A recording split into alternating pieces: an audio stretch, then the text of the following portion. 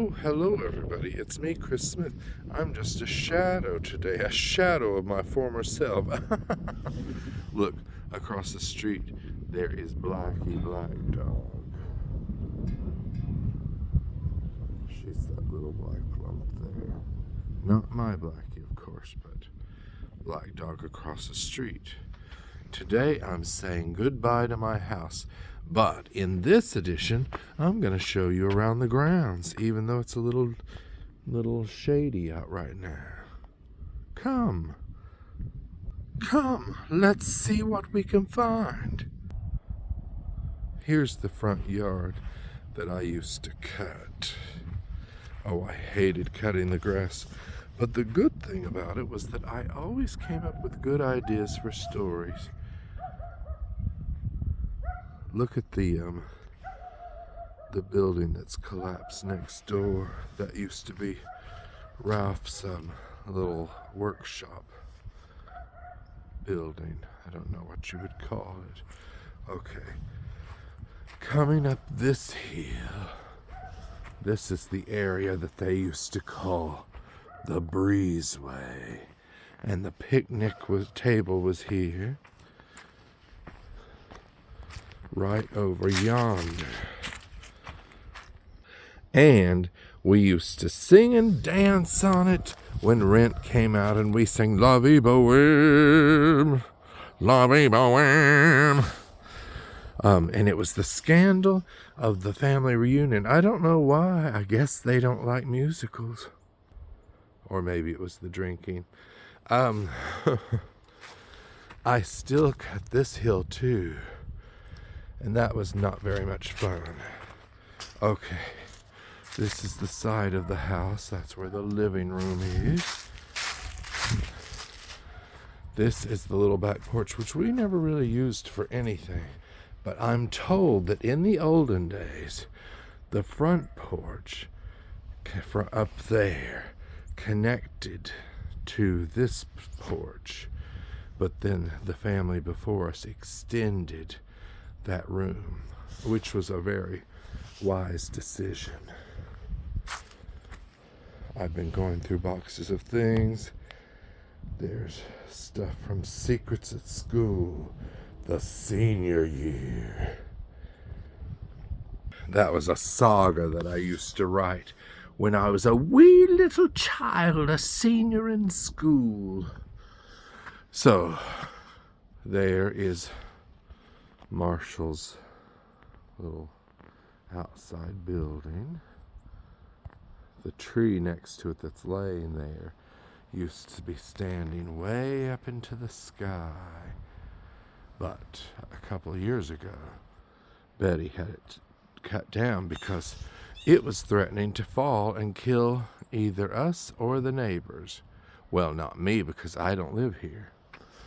So we used to play in these hills all the time. Let's go look further, closer if you will. This is the back of the house. That room right there is the room where stuff is stored. Yes, so this is the back of the house. When the great boulders and flood came off the mountain, they came down this hill and almost hit the house, but they went into the side yard, made a beautiful rock garden. Now the only garden there is a garden of garbage bags, which we don't normally have garbage piled up in our yard like other people do. But because we've been throwing things out, we had to put things in garbage bags. We'll see how much the garbage man takes tomorrow. Is there a limit, or are you allowed to have 75 bags? Now the area that we're standing in, this is where the picnic table moved to. And look, it's a little worse for wear. It was red back in the day, a reddish color. Oh, it's all so sad. Now this area was dug out by Marshall and the family. The hillside was dug out There were railroad ties, which are now just remnants. You can still see them. You can still almost hear the train coming. And this was a wall. The railroad ties and rock were a wall, and there was a deck right up here, a wooden deck, and the pool lived right here in this very spot. One day during a summer, after I'd already moved away, a child was swimming in the pool, and who was a relative. And then after they got out of the pool, shortly thereafter, the pool collapsed, and all the water ran down the hill. I'm sure some of it went into the basement, but the child was not in the pool at the time, so that's one good thing. The Great Ditch Line, at times, I mean, it used to be deeper. Erosion is such a cruel mistress, but you could always, in the olden days, hear water running down the hill. There's a little bridge. There used to be a bridge here, and a bridge up yonder. They got knocked out in that great big flood. But Anna the dog is buried somewhere over here, probably near this tree. Anna the dog, we're sorry we have to leave you, but you're across the Rainbow Bridge anyway. Look at that tree, how giant it was, the one that they had cut down.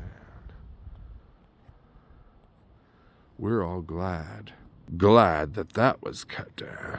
Now let's walk up the hill a little further, shall we? Look, there's our house in the background.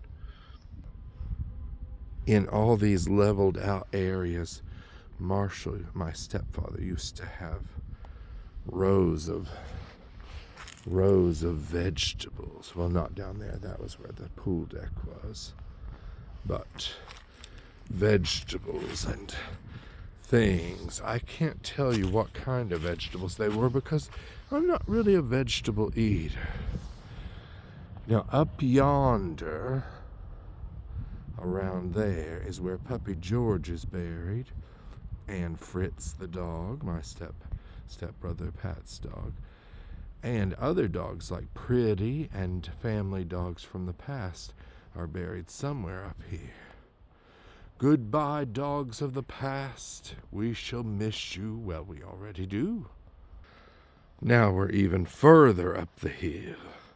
Oh, I used to go way up the hill where you couldn't see anything down below anymore. But in this spot, there used to be like a sycamore tree, I think, and our tire swing was hanging from there. And we would swing way out. Whee! Whee! It was very fun, but probably a little dangerous. Now, across the ditch, and forgive me, everyone, if I'm out of breath. I sound like a killer. Across the ditch is where we filmed Shattered, me and my niece and nephew, Sharon and Steve. Well, we filmed it in different places, but this was the site of the big train crash. And we put all sorts of debris everywhere and luggage and made it look like we had been in a terrible train crash. But only Sharita survived. Me and little Stefan were killed in the crash, but then it turned out that it was just a dream on the train. We were ahead of our time. We were sort of like Final Destination, when they would have these visions and then wake up and say, oh, it was a dream, and then it starts happening again. We did that too, but then we survived. Oh, I shall miss these old hills. Not that I've climbed up them in years, but it was always here in case we wanted to go. Isn't the area beautiful when you're up here? Everything looks small.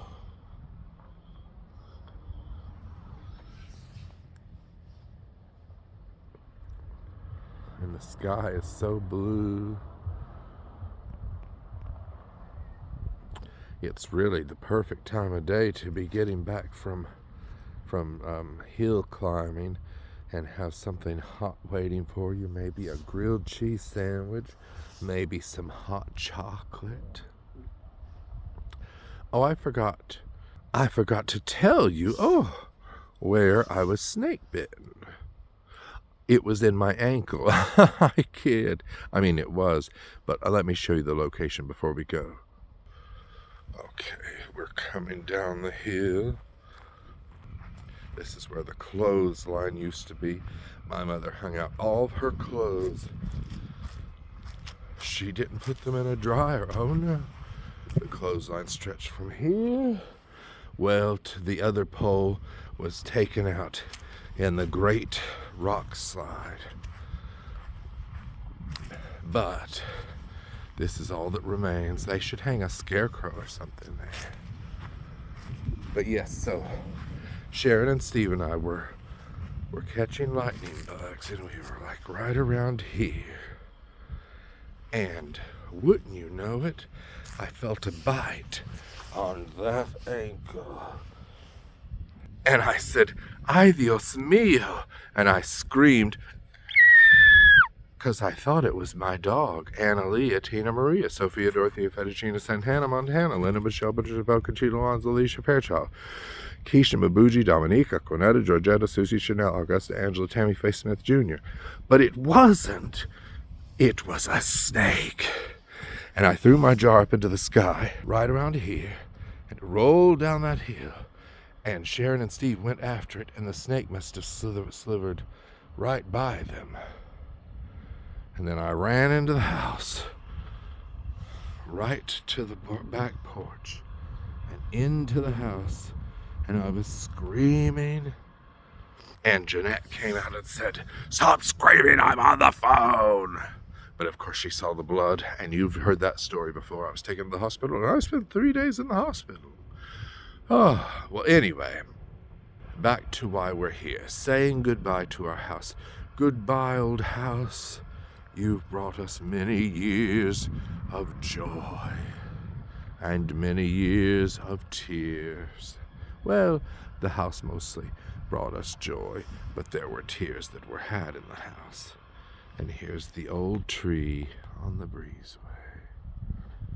Okay, goodbye, goodbye.